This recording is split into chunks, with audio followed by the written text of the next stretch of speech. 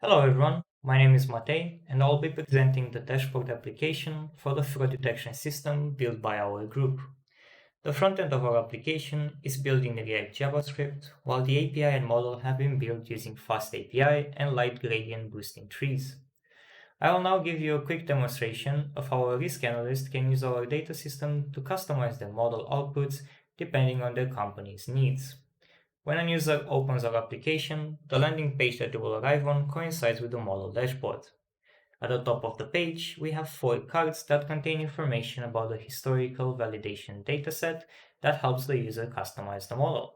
Starting from the left, we have the total amount of transactions stored, how many of those were authorized based on the current settings, how many were blocked, and whether the dashboard is currently connected to the API and machine learning model.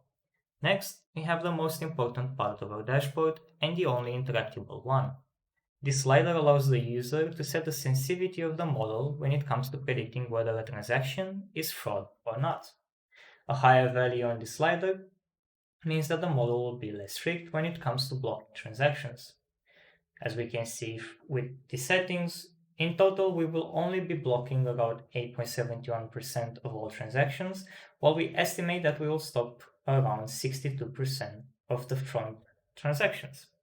If the situation requires, we can set the threshold to a lower value, thus blocking more transactions overall, while also increasing the estimate fraud stopped. Depending on the use case, every client might choose different values, and this dashboard helps them decide it. Another focus of our project was model explainability and fairness.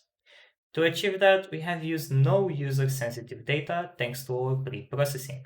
And in the card highlighted on the screen, you can see all the features used in our model alongside how important they are on a global level. This can give the risk analyst an idea of how the model decides what is authorized and what isn't. Finally, in this last graph, we have a distribution of the probabilities of a transaction being fraudulent. This histogram is mainly used to give the user a sense of what threshold might work best on the evaluation data that we have. We have tried to make the dashboard as intuitive and easy to use as possible.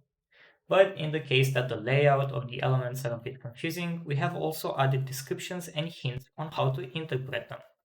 The user can open this by clicking on the question mark. Finally, I will also show you a page that is not meant to be used by a risk analyst or a different user directly, but it serves as proof that our API is fully capable of receiving a new transaction, pre-process it to the format that needs by removing any user-specific information, and generates the probability of it being fraud or not. By changing a few fields, we can see that the return scores have changed. All of these are taking around 120 milliseconds to process. Going back to the dashboard page, we can see the total amount of transactions has increased, showing that the system is working correctly. Thank you very much.